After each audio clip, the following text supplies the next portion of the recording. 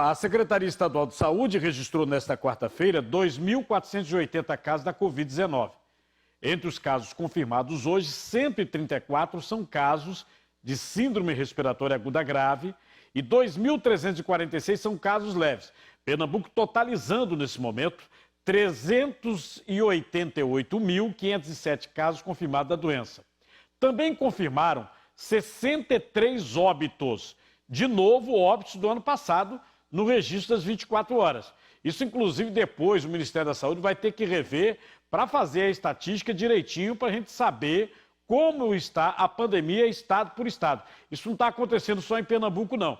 A informação é que é o município que manda atrasado o dado.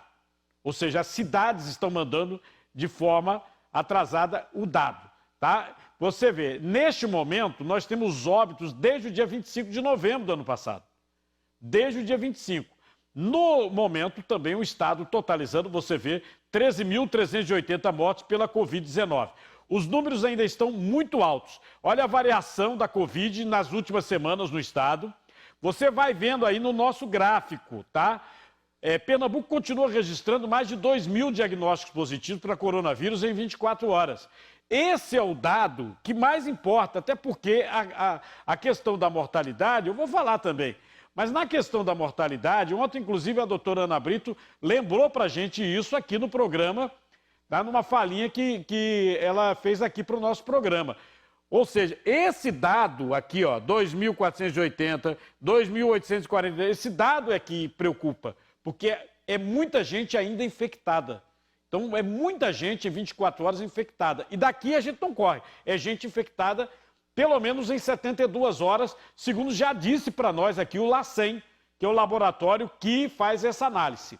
Ontem foram registradas 69 mortes. Hoje nós temos mais 63 mortes.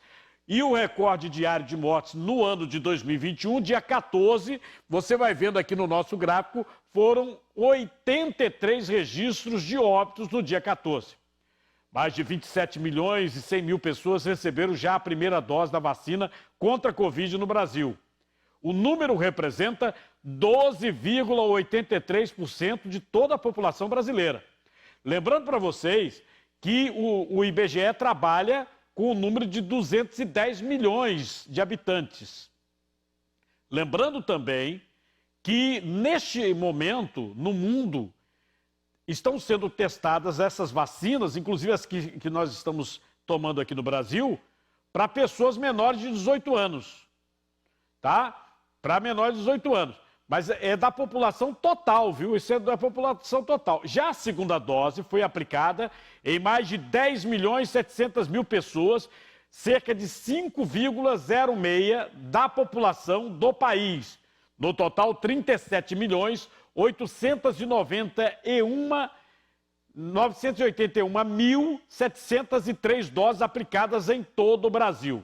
Esse levantamento é do consórcio de veículos de imprensa a partir de dados das secretarias estaduais de saúde. Olha, nos últimos 7 dias morreram, em média, 2.797 pessoas de Covid. Eu estou falando da média dia aqui no Brasil. Média dia no Brasil. E isso é dado do Conselho Nacional de Secretários de Saúde. O número representa uma leve queda em relação à semana anterior, mas em um mês a alta, esse mês a alta é de aproximadamente 500 mortes. 500 mortes a mais que o mês anterior. Nos últimos 7 dias foram registradas, em média, 63.200 infecções pelo novo coronavírus no país. Na comparação com a semana passada, tá?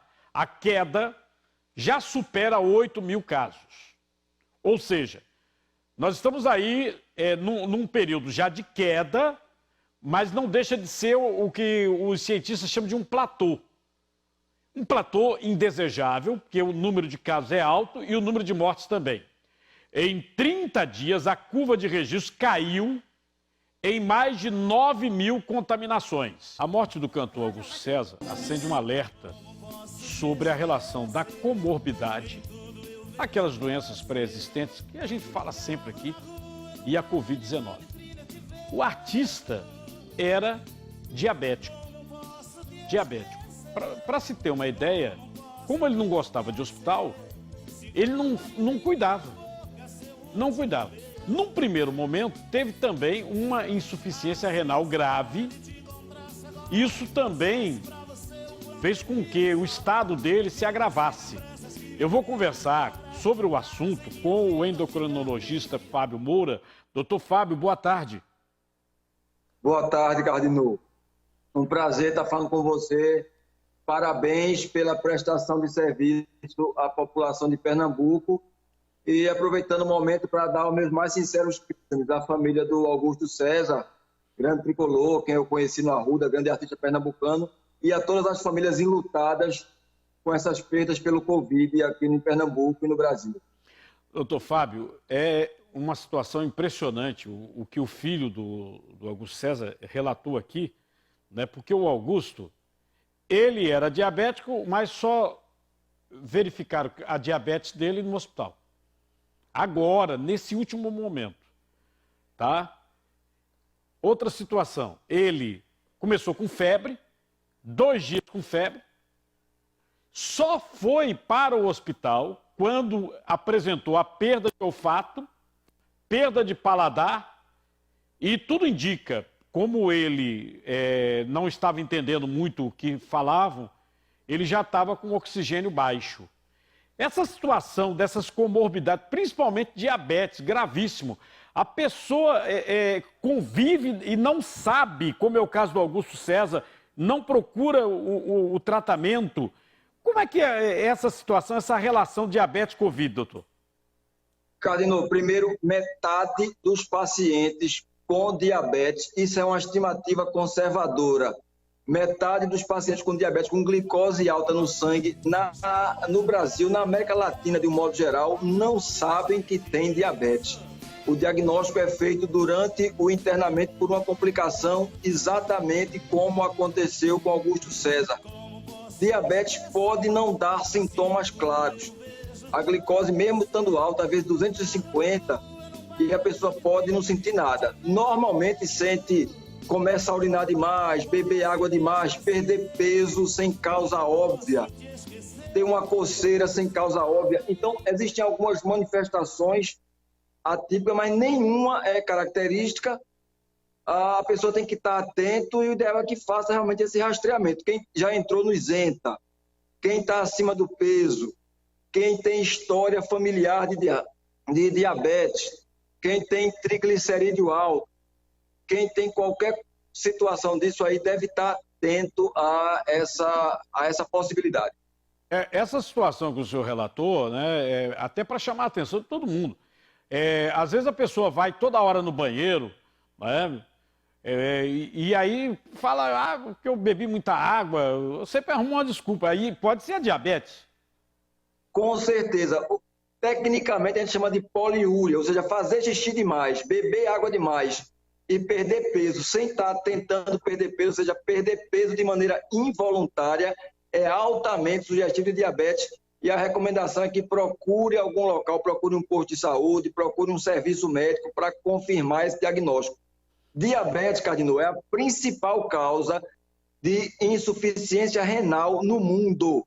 O Augusto já tinha insuficiência renal pelo diabetes e isso pode não ter nenhuma manifestação precoce, só descobrir numa fase avançada. Diabetes é a principal causa de cegueira no mundo, de alguém ficar cego. É a principal causa de ter que amputar uma perna. A gente chama de vasculopatia, mas é ter que amputar uma perna, um pé. É a principal causa hoje de disfunção erétil. Então, a gente tem recebido muito paciente de urologista, o paciente chega ao urologista queixando que está sem conseguir ter ereção, sem conseguir ter relação, quando vai ver a causa é diabetes. Então, diabetes pode ter inúmeras complicações e a gente tem que estar atento para tratar isso adequadamente, diagnosticar e tratar. Olha, assim como o nosso colega Geraldo Freire falou, né, embora na época eu não fizesse programa de música, mas eu era chefe, inclusive, de jornalismo de uma emissora de rádio muito conhecida aqui, então eu tinha contato com os cantores, com os artistas, a questão da produção, e desde a década de 80 eu tinha contato com o Augusto César. Ano passado, né, logo no início desta pandemia, o Augusto esteve aqui, aí eu olhei para ele, inclusive brinquei, olha a cerveja. Essa questão da circunferência abdominal, doutor. Perfeito, Cardinô. Uma colocação extremamente importante. A obesidade abdominal, que a gente pode medir bem facilmente, simplesmente avaliando a circunferência abdominal, uma circunferência abdominal acima de 94 em homens e acima de 80 em mulheres, já é indicativo de obesidade central ou abdominal, que é um dos principais fatores de risco para diabetes, para hipertensão, para infarto, para câncer. Então, se você está acima do peso, se está sedentário, e quanto maior o acúmulo de gordura, quanto maior a circunferência, se a calça não está atacando, se preocupe, amigo. Você realmente está em risco de inúmeras doenças. Olha, uma outra situação que muito é relatada aqui, a gente já fez até tirando algumas dúvidas, que não é diabetes. O médico chega, vê o exame e fala, epa, você vai ter que fazer uma dieta, porque você está pré-diabético. Pré-diabético. A pessoa que está pré-diabética está com risco também de desenvolver uma forma grave de Covid, doutor?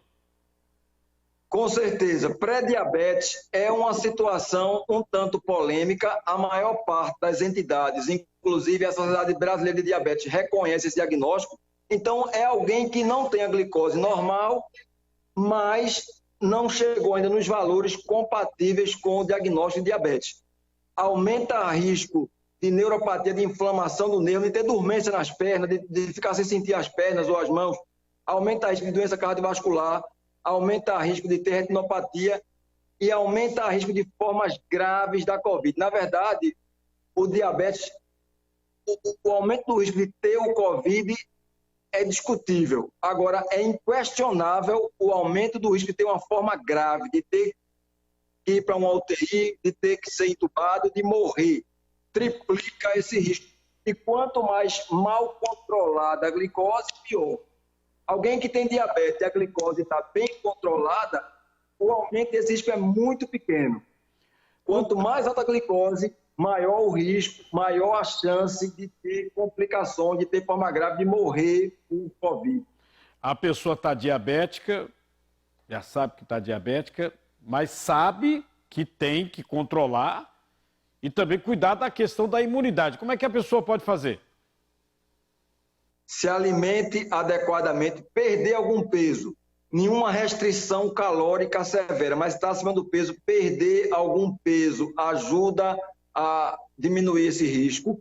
Ter uma alimentação qualitativamente adequada e lembrar que essa coisa de superalimento é muito bonito em propaganda de marketing. Na verdade, o que existe são padrões alimentares adequados. Então, tem um padrão alimentar rico em gordura boa, rico em cereais integrais, ricos em frutas, em verduras, em legumes, em proteínas de alto valor biológico e que tem uma baixa quantidade de gordura saturada, obviamente com cota calórica adequada, uma boa hidratação, exercício físico regular, sem forçar, sem querer virar atleta do dia para a noite, porque exercício muito intenso pode comprometer a imunidade, então tem que reiniciar o exercício adequadamente e manter as medicações. Não pare medicação sem falar com o seu médico ou com algum médico que possa se responsabilizar por isso.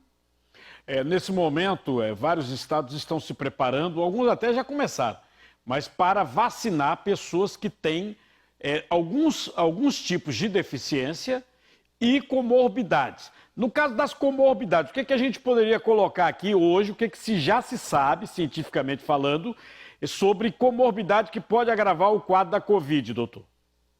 Obesidade, e quanto maior o grau de obesidade, maior o risco. Se eu não estiver enganado, a obesidade vai entrar como prioridade a partir do que a gente chama de obesidade grau 2, ou seja, índice de massa corpórea acima de 35, diabetes, e principalmente se tem complicações, porque uma coisa é um diabético sem nenhuma complicação, outra coisa é um diabético, como era o caso, infelizmente, do Augusto, que já tinha complicação renal, hipertensão, doenças cardiovasculares como infarto, insuficiência cardíaca, Então, tudo isso vai ser avaliado para a gente dar prioridade à vacina. E, por favor, tomem a vacina. Não entrem em discurso negacionista, não entrem nessa... Me falta um termo adequado, mas eu vou chamar popularmente de conversa mole, de que vacina faz mal. A gente tem algumas dúvidas em relação à vacina? Tem. Sem meia conversa, tem. Mas a gente tem algumas certezas. Covid mata. E vacina protege contra o Covid. Então, tem que vacinar. Não entre nessa baboseira de não tomar vacina, não. Vacinem. Portanto, doutor Fábio, muito obrigado, viu? Boa tarde para o senhor. À sua disposição e, mais uma vez, parabéns por prestar esse serviço à população. Grande abraço.